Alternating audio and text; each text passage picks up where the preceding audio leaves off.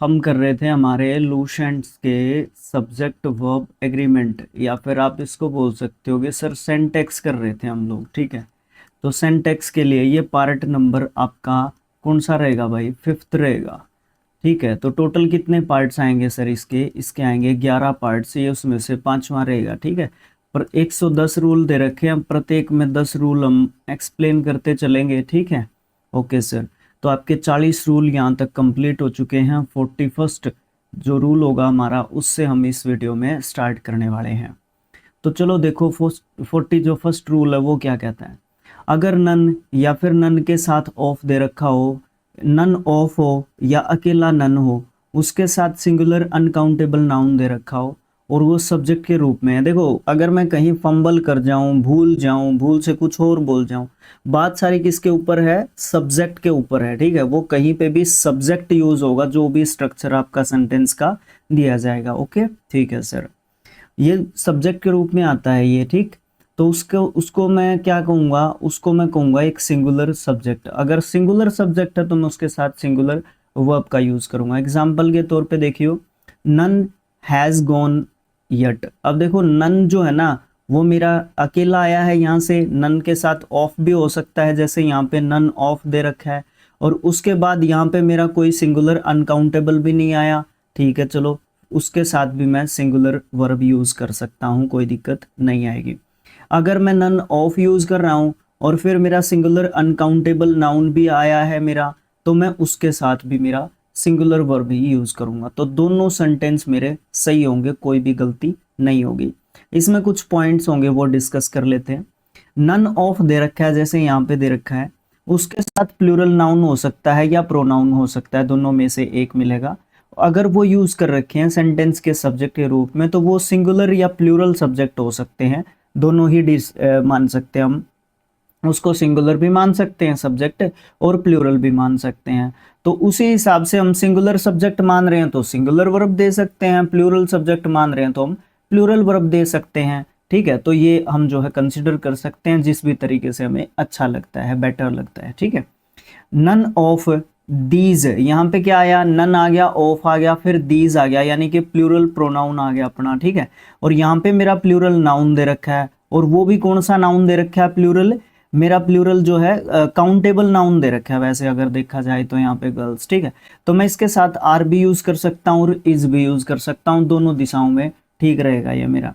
None of us दे रखा है तो आर भी यूज कर सकता हूँ और इज भी यूज कर सकता हूँ। ऑनेस्ट जो है मेरा बिल्कुल ठीक सेंटेंस रहेगा। तो ये जो ज़्यादातर गलतियां आपको कॉमन एरर में ज़्यादा देखने को मिलती हैं, तो ये अच्छे तरीके से हमें समझ के चलना चाहिए। अगली बात क्या है? इसी में पॉइंट दे रखे है सेकंड, नन को यूज किया जाए किस सेंस में? Note one of more than two persons और थिंग्स। जब बात करी जाती है नन की, तो नन किसके बारे में? वन से ज्यादा और दो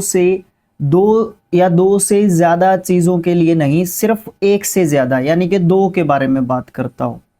ठीक है ना, या एक से ज्यादा दो के बारे में बात करता हो। वैसे नन दो या दो से ज्यादा के बारे में एक तरीके से बात करता होता है। जैसे अपने ऑप्शंस नहीं आते, नन ऑफ दीज आता है, इसका मतलब वो तीन ऑप्शंस होते हैं, एक दो तीन, और फिर चौथे में देगा नन ऑफ दीज, इसका मतलब दो से ज्यादा ऑप्शंस हो गए ना, तो दो से ज्यादा के लिए। लेकिन यहां पे दो की बात की जा रही है। ठीक है, तो मोर देन टू, हाँ मोर देन टू, दो से ज्यादा की बात होगी, बिल्कुल सही बात, मैं भी गलत समझ गया था।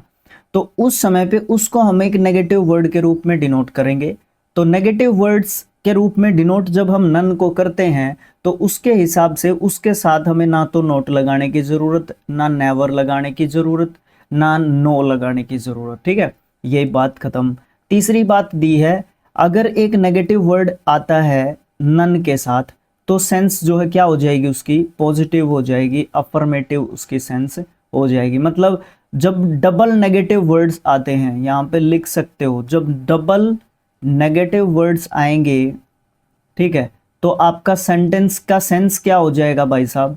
सेंटेंस का सेंस जो है आपका पॉजिटिव हो जाएगा, अफर्मेटिव भी आप उसको बोल सकते हो। चौथी बात, एने और एने वन, को यूज किया जाएगा किस सेंस में, one of more than two persons और things, one of more than two persons और थिंग। देखो एने को यूज किया जाता है दो से ज्यादा लोगों के लिए या चीजों के लिए, ठीक है।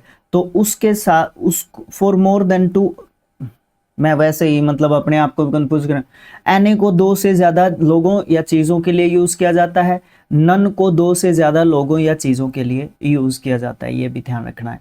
अगला पॉइंट इसने क्या बताया, एक सिंगुलर वर्ब या फिर प्लूरल वर्ब यूज की जाती है जब एने के साथ, एक सिंगुलर वर्ब यूज की जाएगी एने के साथ, कंसिडर कर रहे हैं बेटर जो है वो अच्छा रहेगा। मतलब कहने का क्या है यहाँ पे, इस यहाँ पे कहने का मतलब ये है, आप सिंगुलर वर्ब भी यूज कर सकते हो, प्लूरल भी यूज कर सकते हो एने के साथ, लेकिन ज्यादा बेटर कौन सा रहता है, सिंगुलर वर्ब यूज करना ज्यादा बेटर रहता है। जैसे डज ऑफ एने देम नो, यहाँ पे आप डू ऑफ एने देम नो भी बोल सकते हो, गलत बिल्कुल भी नहीं है, ये भी सेंस आपकी ठीक रहेगी। और ये कॉमन सेंस में यूज करते हैं हम लोग, डज एने ऑफ देम नो।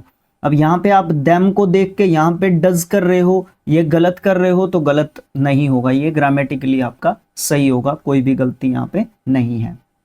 समझ में आई ये कुछ पॉइंट्स, ठीक है सर। नेक्स्ट रूल आपका 42 आता है, ये क्या कहता है, ये ऑल के बारे में बात करता है।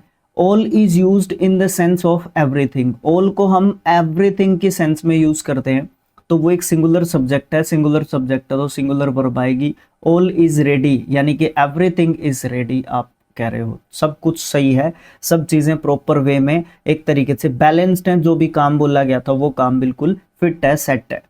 ऑल आर रेडी कहोगे तो भाई गलत हो जाएगा आपका, ये सेंटेंस जो है यहाँ पे इज ही रहेगा।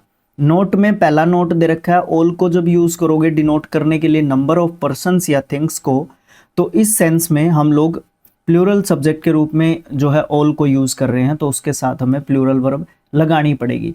ऑल आर वेल होता है, ऑल इज वेल नहीं होता है। ऑल इज वेल क्या होता है, एक जनरल एक फ्रेज होता है जिसमें हम ये दिखाने की कोशिश करते हैं सब कुछ जो है सही है, जैसे कि यहाँ पे जो है बताया था, ठीक है, सब कुछ सही है, तो उस हिसाब से ऑल इज वेल बोल देते हैं, ठीक है। जैसे वो अपनी कौन सी मूवी है, 3 इडियट्स है ना, 3 इडियट्स है, 3 इडियट्स में ऑल इज वेल बोलता है, तो वो फ्रेज के हिसाब से बोलता है कि सब कुछ ठीक है, कोई दिक्कत नहीं है। वैसे वो ग्रामर के हिसाब से देखने के लिए जाएंगे तो ऑल आर वेल होना चाहिए, ठीक, ओके। अगला पॉइंट है तीसरा, इसमें तीसरे पॉइंट में इसने कहा कि ऑल या ऑल के साथ ऑफ या नॉट ऑल ऑफ, इन तीनों में से किसी भी एक स्ट्रक्चर के साथ अगर सिंगुलर अनकाउंटेबल नाउन मैंने लगा दिया और सेंटेंस का सब्जेक्ट वो है, तो वो एक सिंगुलर जो है सब्जेक्ट माना जाएगा, उसके साथ मैं सिंगुलर वर्ब यूज कर सकता हूं। जैसे कि ऑल लगा दिया, ऑल के साथ मैंने सिंगुलर अनकाउंटेबल नाउन लगा दिया, फिर मैं यहाँ पे हैज लगाऊंगा, ये मेरा सब्जेक्ट है पूरा का पूरा और ये मेरा सिंगुलर सब्जेक्ट होगा, तो इसके साथ मैं सिंगुलर वर्ब का यूज करूंगा, इसलिए मेरा ये सेंटेंस सही हो जाएगा। सेकंड वाला मेरा गलत हो जाएगा क्योंकि मैं इसको सिंगुलर सब्जेक्ट के रूप में कंसिडर करता हूं, तो इसके साथ मुझे सिंगुलर वर्ब का यूज करना होगा।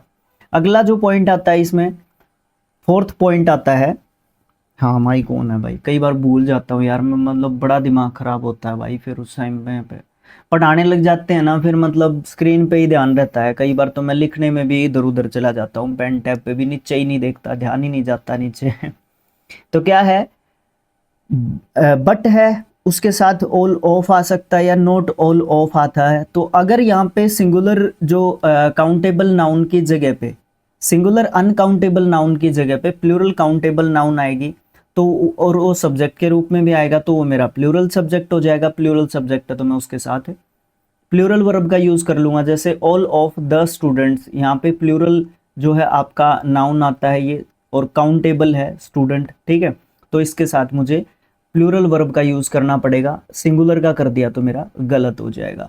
अगला 43rd रूल है भाई, ये क्या कहता है, ये कहता है नो है, नो के साथ मैंने सिंगुलर अनकाउंटेबल नाउन यूज कर दिया और सब्जेक्ट के रूप में यूज कर दिया सेंटेंस के, तो ये सिंगुलर सब्जेक्ट होगा और उसके साथ मैं सिंगुलर वर्ब का यूज करूंगा। जैसे कि नो वर्क, नो वर्क ये मेरा नो है, उसके साथ मैंने सिंगुलर अनकाउंटेबल नाउन यूज करना है ना, हाँ सिंगुलर अनकाउंटेबल नाउन यूज कर दिया मैंने इसके साथ, तो इसके साथ मैं सिंगुलर वर्ब का यूज करूंगा। अगर मैंने प्लूरल वर्ब का यूज करा तो मेरा सेंटेंस गलत हो जाएगा।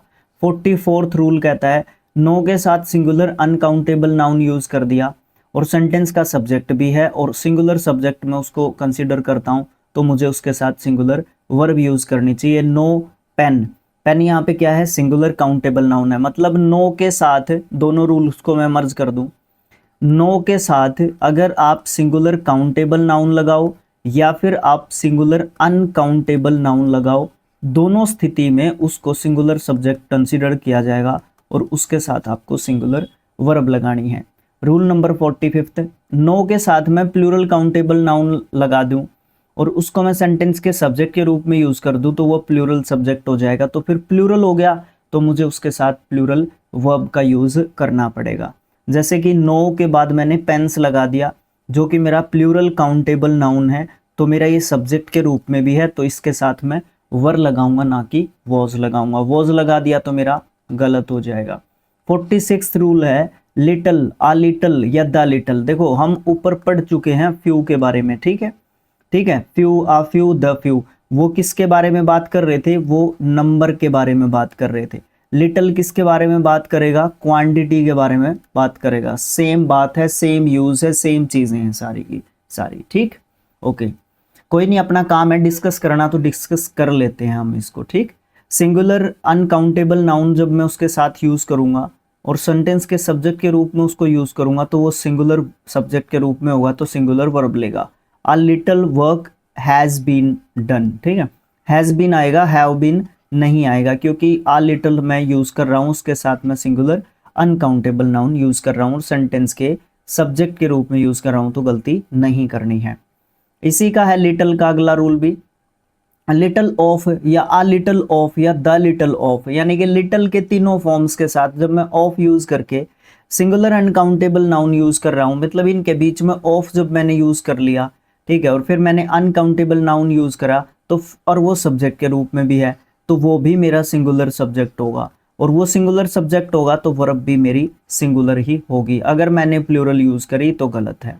अच्छा, फिर अगले रूल में और एक्सपेंड कर रखा है, ऑफ भी है, फिर मैंने क्या करा, इट, दिस या दैट या एवरीथिंग अगर यूज हो रहा है कहाँ पे, सिंगुलर अनकाउंटेबल नाउन के रूप साथ जो बात हो रही है उसकी जगह पे, अनकाउंटेबल नाउन की जगह पे अगर इट, दिस, दैट या एवरीथिंग में से कोई आया और वो सेंटेंस का सब्जेक्ट भी है तो वो सिंगुलर सब्जेक्ट कंसीडर होगा। सिंगुलर सब्जेक्ट कंसीडर होगा तो मैं उसके साथ सिंगुलर वर्ब यूज करूंगा। जैसे कि a little of it, it use करा तो मैंने फिर वॉज यूज करना है। अब मैंने ये अकेला इट को देख के वॉज यूज नहीं करा, ये ध्यान रखना है, ठीक है ना, अकेला इट के साथ देख के यूज नहीं करा। और ये बात भी ध्यान रखनी है कि इट जो है आपका सिंगुलर सब्जेक्ट के रूप में कंसीडर किया जाता है तो इसके साथ आपकी सिंगुलर वर्ब भी आएगी, ठीक है।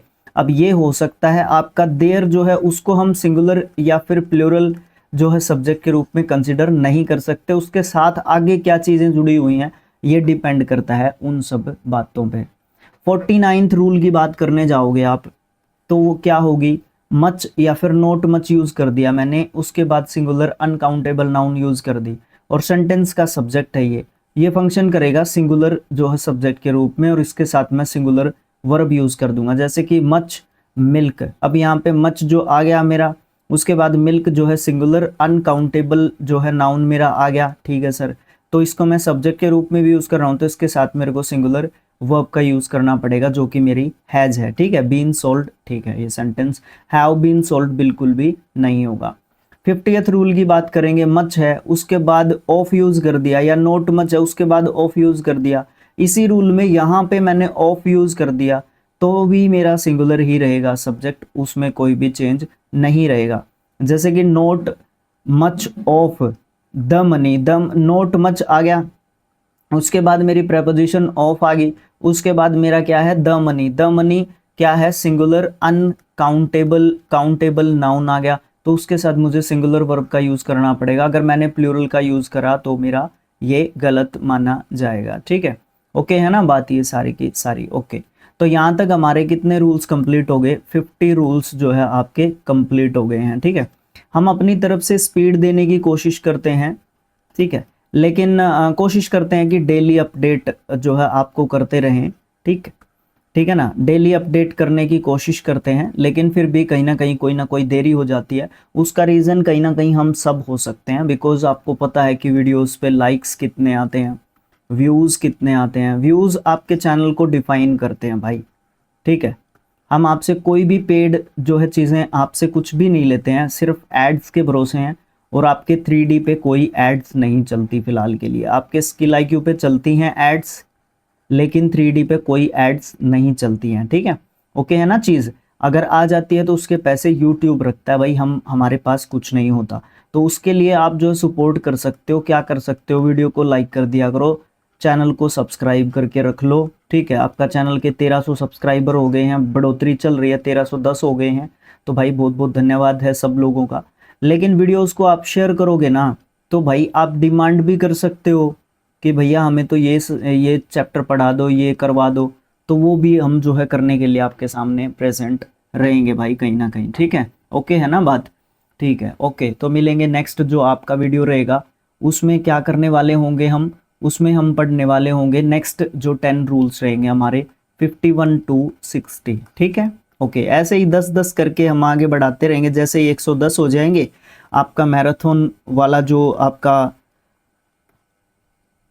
प्लेलिस्ट है ना, उसमें जो है आपकी ये जो है वीडियो साथ में कंबाइंड होकर चली जाएगी, और पार्ट्स बाय पार्ट्स आपने देखना है, ठीक है। तो पार्ट्स बाय पार्ट्स भी आपकी ये चल ही रही है, ठीक है। Okay, thank you so much, मिलेंगे नेक्स्ट जो वीडियो रहेगा उसमें। Okay, bye bye.